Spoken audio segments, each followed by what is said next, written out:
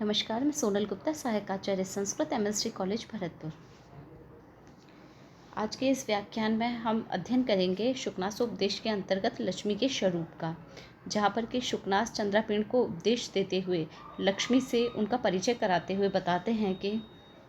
यह लक्ष्मी न परिचयम रक्षति, न अभिजनम ईक्षते, न रूपम आलोक्यते, न कुलक्रम अनुवर्तते, न शीलम पश्यति, न वैदग्ध्यम गणयति, न श्रुतम आकर्ण्यति, न धर्मम अनुरुध्यते, न त्यागम आद्रियते, न विशेषज्ञतां विचार्यति, न आचारम पाल्यति।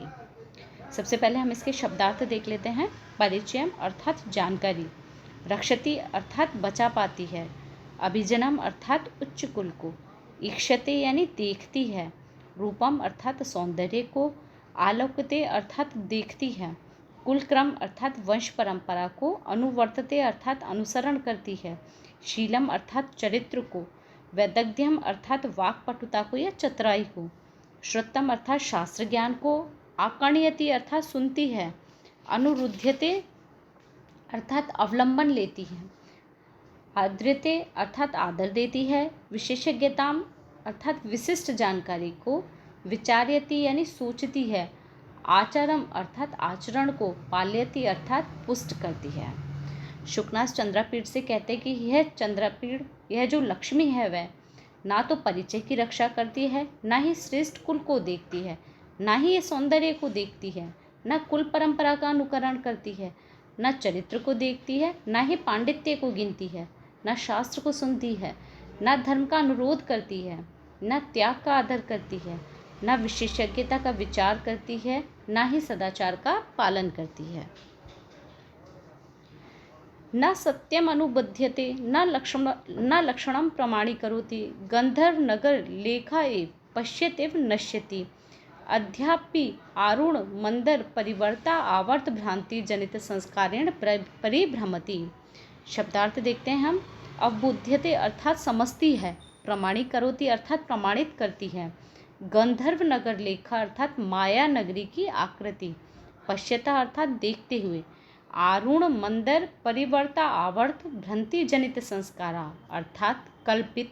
मंदराचल के घूमते हुए होने के कारण उत्पन्न जल भ्रमर की भ्रांति से उत्पन्न संस्कारों वाली,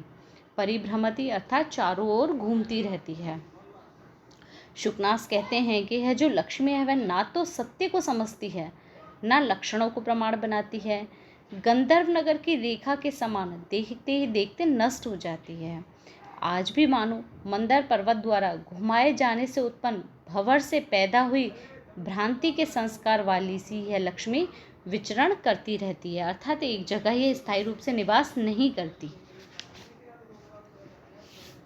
कमलनी संचरण व्यतिकर लगन नलिन नाल कंटक छतीव न क्वचितपि निर्भरम आबधनति पदम अति प्रयत्न विध्वता अपि परमेश्वर गृहेषु विविध गज गंड क्षमा कीजिएगा विविध गंध गज गंड मधुपान मतेव परे स्खलति पारुष्यम इव उपशिक्षितु असि धारासु निवसति विश्वरूपत्वम इव ग्रहीतुम आश्रिता नारायण मूर्ति। शब्दार्थ का अध्ययन करते हैं हम। कमलनी संचरण व्यतिकर लग्न नलिन नाल कंटक छता अर्थात कमलियों के बीच घूमते से संपर्क में लगे कमल नाल के कांटों से छत विक्षत अर्थात घायल हुआ, निर्भरम अर्थात पूर्ण रूपेण, पदम आबधनति अर्थात पैर जमाती है, अति प्रयत्न विध्वता अर्थात बहुत प्रयासों से धारण की गई, परमेश्वर गृहेषु अर्थात ऐश्वर्यशाली व्यक्तियों के घरों में, विविध गंध गज गंड मधुपान मता अर्थात अनेक मत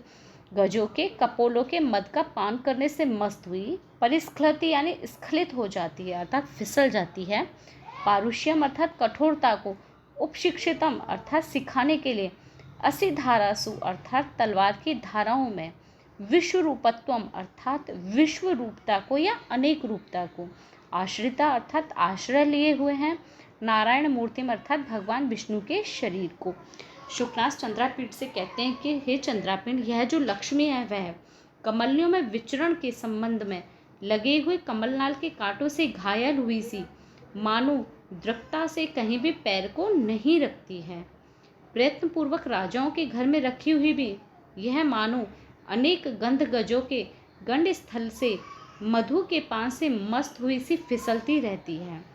कठोरता को सीखने के लिए मानो ये तलवार की धाराओं में ही रहती है। विश्व रूपत्व को ग्रहण करने के लिए ही मानो नारायण के शरीर का इसने आश्रय लिया हुआ है। अतः यह लक्ष्मी चंचला है और इस पर विश्वास नहीं किया जा सकता।